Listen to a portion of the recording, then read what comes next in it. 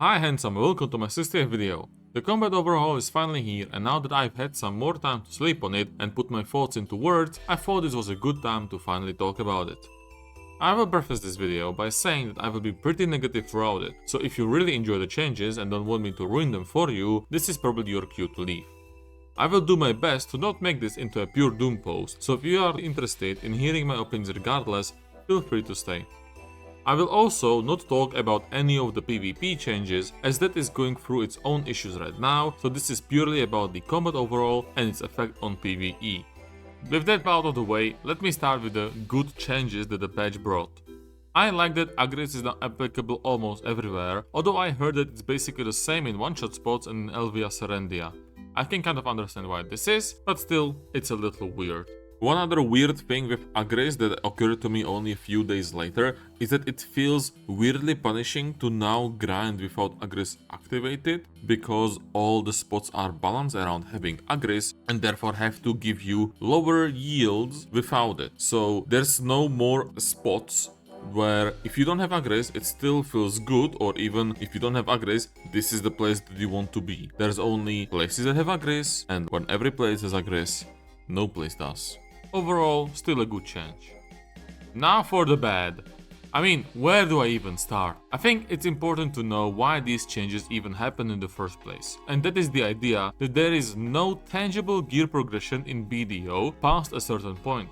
That point usually being somewhere between 330 and 350 AP, where it doesn't really feel that impactful to get more of it, as the scaling tapers off and you kind of just get gear for the sake of gearing up and seeing the number go up.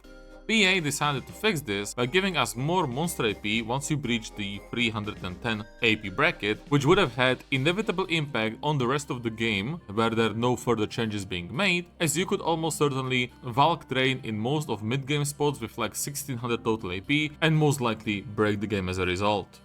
Because of the change, the entirety of the game had to adapt by implementing the 5% AP soft cap.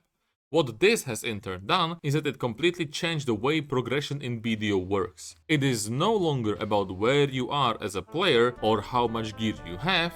All your money is now directly tied to the spot you are grinding at. In other words, BDO stopped being a sandbox and became a theme park MMO. Already, this is antithetical to what BDO was for the last 10 years, but it gets even worse. You see, in theme park MMOs, as the name suggests, you go on different rides. These could be quests during your leveling process, dungeons, raids, or other such events. The core thing with these rides is that they get progressively more difficult. Your leveling is very simple. The normal dungeons are there to mostly get you used to group play, same as your baseline difficulty rates and such. But the more gear you have, the harder rates you unlock, the more mechanics get introduced, the more DPS is required of you, the more group coordination is needed, and the more you need to understand your role inside the team as well as the class you play. At the highest ends, whether it's ultimate rates in FF14 or mythic rates in WoW, it can take elite level players weeks of dedicated play to clear the current final boss, with many players taking months and even more players never even getting close to clearing it in the first place. This in turn makes the act of clearing these high-end bosses an achievement in and of itself, mostly because it's not just about how much time you spend in a game. You actually need to show a certain level of skill, a certain level of dedication, and a certain level of coordination with your teammates, which combined make these raids a goal to reach and aspire to. On top of the reward of clearing the dungeon and the clout, so to say, that comes from it, you also get gear, titles, achievements, and maybe even mounts or some other cosmetics to show for this great accomplishment. Now compare this to BDO. Not only is the grinding in the game a milquetoast experience at the best of times, with mobs posing next to no threat to you as long as you are not severely undergeared for it, what is the reward for reaching the highest end grind spot in the game? That's right, slightly more silver per hour than the previous spot. Sure, you might get some elation from reaching a spot in the first place, but the question was never if you are able to even reach it or clear it. The question was always when are you going to get to it, which completely changes the perceived notion of progression in the game, because it is no longer about your personal capabilities, but it's all about the game itself and what it allows you to do. And if you combine this with the RNG progression in the game, this can turn very frustrating very quickly, as you see other players get lucky and progress much faster than you, and you have no way of improving because it's all in the hands of the RNGesus. This makes you feel like you are progressing for the sake of progression, and the illusion of an open world is completely gone for this one treadmill that the game takes you on. It makes the progression in the game completely linear, which, in my opinion at least, is a big problem for what used to be a sandbox MMORPG. But the progression being linear is not the only problem, because the progression now feels worse since you don't actually feel stronger, which leads me to my second point. There is no power fantasy. While before your gear actually mattered on a grind spot to grind spot basis, now the gear's only purpose is becoming a key to unlock new spots. No longer can you go to a spot that you had troubles with before, getting more gear only to slice and dice through it like mobs are made of paper mache. No longer can you compete against yourself as well as other players to see who gets the most trash per hour in a grind spot. No longer can you feel yourself get actually stronger, because the moment you do, you replace the old mobs with the new ones, and the old mobs stay at a constant level throughout. And so you are left in this paradox, where despite progression meaning more than ever before in theory, it also is the most meaningless it has ever been. Unlike other theme park MMOs, the progression isn't even visual. You don't see your damage numbers, so it's not like you go from doing 15 damage to 15,000 damage. And your gear never changes visually either, besides a glow on your weapon, with your outfit most likely hiding that weapon anyway. The other problem with this progression is that now it is completely and solely all about silver. Before the changes, it was somewhat objective driven. If you want infinite potions, then okay, you can get them for silver, but you can also just grind them in Blood Wolves, Shadowcats and so on. You want cups? Well, you go to Elvia Serendia. You want essences for your Karazat? Well, you go to Land of the Morning Light. You want more Kafras? Well, you go to Dekia Thornwood or maybe Gaifin Under or other spots that give you good Kafras. Now, the drops are almost secondary because they have all been nerfed to allow for this silver-based progression, and if you want these items anyway, you run into the same problem I already talked about, with it becoming extremely dull and forgetful, because your first hour will most likely be the same as your 10th hour, and that will 100% be the same as your 50th hour. It is repetitive, it is tedious, and it is meaningless to an ungodly degree. Now, I am sure that you are saying that the game has always been like this, and I would agree to some extent. But I would also say that because of these changes, it is now much worse than it has ever been, because the game stripped away a lot of the internal motivation people had to grind and replaced it with purely external motivation imposed upon you by the game developers, where they treat the game like it's a level select and dictates to you which levels are appropriate for you at a given moment, and where you should go and where you can even go. And just to make one thing also very clear, progression in terms of unlocking new content, whether it's PvE or PvP or otherwise, has always existed in the game as well. The only difference is that we as a player base have imposed some rules that prohibited us from going to certain zones. The idea of, oh, just go to Honglim because Honglim is the most silver. Oh, just go to Orcs because Orcs is the most silver. Oh, just go to DSR because DSR is the most silver, and so on. But if you still wanted to, you still had the freedom to go somewhere else, you still had the freedom to seek alternatives, and those alternatives, while they'll still exist today, they are way worse in many cases, and in some cases, they are really terrible. One thing I also didn't know where to put, so I will just put it here, is that the change is extremely punishing in the short term for anyone who is currently not at the end game. From talking to people over my stream, it seems that it's the people who are currently and were already able to grind places like Orzekia, Dolans 2 or Dekia Ash Forest 2 who are happy with the changes, mostly because for them, the change is not actually punishing in the slightest. If anything, they got buffed because now they make more money. The majority of people I talk to about this, however, who are not at that level, are extremely frustrated with the changes, even dejected, with some people who stopped grinding altogether and are now either doing last kills, AFK fishing, or just outright playing a different game entirely without even logging in.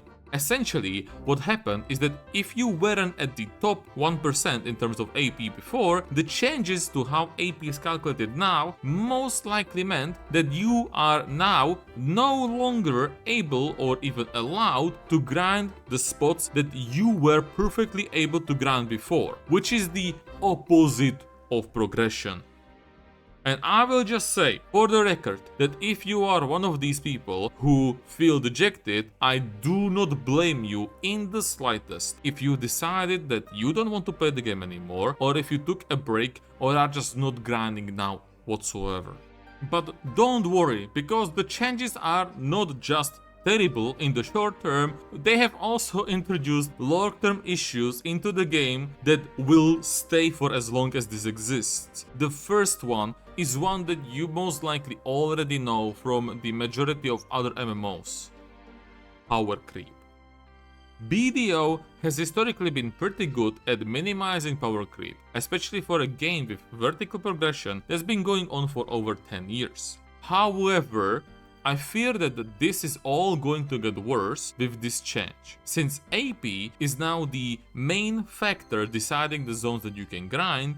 The new spots have to have higher AP requirement than before in order to make you more money.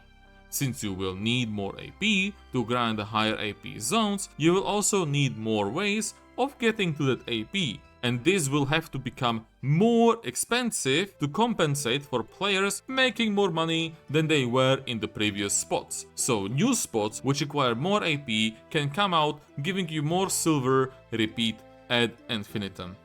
Now, of course, this will not feel nice because once the new players and the mid-game players feel like they have no chance of ever catching up, they will feel like quitting. So, in order to keep them playing, Perlobis will have to come up with new catch-up mechanics. And we know how a lot of the endgame players do not like catch-up mechanics because it feels like they grinded for nothing and could have just not played the game and waited for the catch-up mechanics. So you are in this complete catch-22 as Perlobis because you need more gear, but because you have more gear, people want to grind less. And because people want to grind less, you need to give them more gear, but because they have more gear, they want to grind less.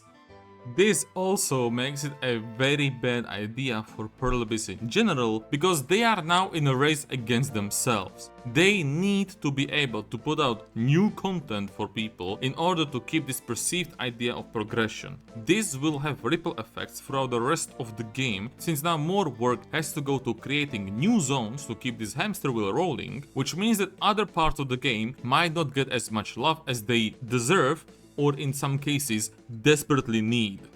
It's going to be even harder to make expansions such as Land of the Morning Light 1 and 2 with no grind spots in mind if the entirety of progression is tied at the hip to having more higher end grind spots to progress towards. And even if we do get new content, it better be good and fun, because if an expansion flops, that's it. Now the player base gets no progression for who knows how long, and they will not want to progress into content that they do not enjoy. But hey, power creep is not the end of the world as long as people are still relatively on the same level. Alright, the mid-game players won't be able to grind to these spots. And if anything, they are now working up to the spots they were able to grind easily before. Right, it's a poor get poorer, rich get richer type situation. And I don't think I need to mention that with endgame players making more money, we are also potentially looking at a cronstone cost increase, which will make it even worse for everyone who is not currently at the top. Since now, Even mid-game players need crons to upgrade their Karazad accessories. Another thing that I need to mention is that class disparity is now worse than it has ever been. If gear doesn't matter for you to get better results because the zones are capped, the only thing that is going to matter and the only way to get better results is the class. Now, we all know Pearlbyst's track record when it comes to balancing classes in PvE, so they are already setting themselves up for failure with this one as well. But I will actually give them some leeway here, because I think that it is quite literally impossible to balance this at all. And the reason is very simple. There are way too many moving parts that decide what your class performance is going to be like. AoE, mobility, damage, APM, special damage, cooldowns. There's just way too many things. And the only way that you can begin to balance a class is by balancing them specifically for each and every spot individually. There is no way to make blanket numerical changes for an entirety of the class without breaking the class in other places. You want to buff Tamer in Orzekia, now you make her broken in Cyclops. You want to nerf Dosa in Dekia Ash Forest 2, now he's useless in DSR. You want to make Witch a little bit weaker and bring her down, well, now she might actually be overperformed by other classes and people will just swap to other classes as well and they will just min-max the spots this way. And don't get me wrong, back in the day, this was the same as well.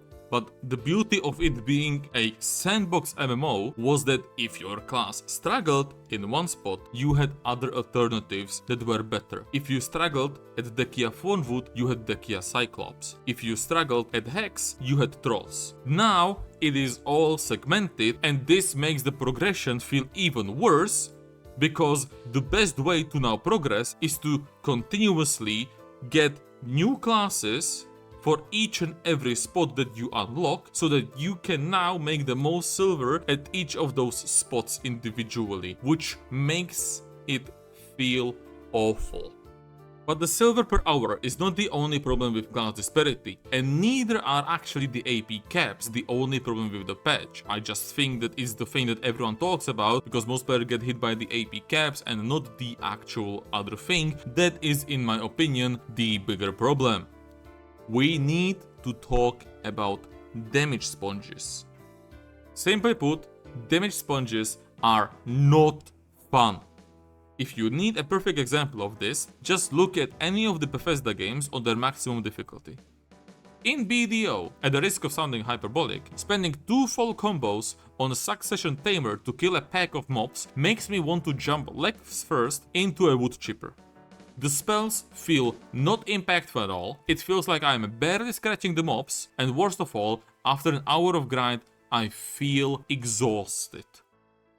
And this is where the other side of class disparity comes in, because we need to talk about the effect that making the mobs into damage sponges has had on high APM classes. To illustrate this problem, I will use an example. This is not actually how it works, at least I don't think so. So don't roast me in the comments if you're playing the classes I'm gonna be talking about and I'm just using bogus numbers. This is just to illustrate my point that high APM classes are facing. Let's take a low APM class, something like an Awakening Wizard or Awakening Guardian. Before the changes, they need, let's say, 3 spells to kill a pack of mobs. Now, the mobs are twice as tanky, so you need twice as many spells to kill it. So from 3 spells, the wizard now needs 6 to kill a pack. Not great, the APM has doubled for him, but I'm sure that at least some people will appreciate having more things to press. Now, let's apply that to Succession Tamer. They needed 15 spells to kill a pack before. Now, because the packs require twice as many spells, she needs 30. I have already said so before, but this is fucking exhausting. In spots you could reliably overcap before, like Jade Forest, you go from requiring a couple spells at most to a full rotation now. In places like Dokebi Forest, I now need a rotation and a half to kill a single pack, and because I play Succession Tamer, my AoEs are also small, so there's a very high chance that I will need to actually do more than that to kill everyone. Plain and simple. This is boring. It is boring, it is exhausting, it is tedious, and it is not fun whatsoever. And it's not like the mobs got actually stronger and pose a higher level of danger to you now. No, they got easier. I was out there a couple days ago grinding Orzekia with 605 DR, and I was fine. Dekia Ash 2 is a travesty. The only way you die there is if you disconnect or fall asleep, which, to be fair, is way more likely to happen now, and I don't even need to go more into detail on Dokebi Forest, which somehow managed to still hold onto its title of being the worst spot ever because of how insanely tanky the mobs feel. And I am just going to completely shut down the argument that you might have in the comments right now, okay? If you are right now typing, oh, just swap class if you don't like it. Stop. Stop it right now. Why? Why am I getting punished for playing a class that I enjoyed before? Why can't I play the class I wanted because the game decided that now everything's gonna be tankier? Why can't I play the class that I enjoy? The class I put hundreds, if not thousands of hours into.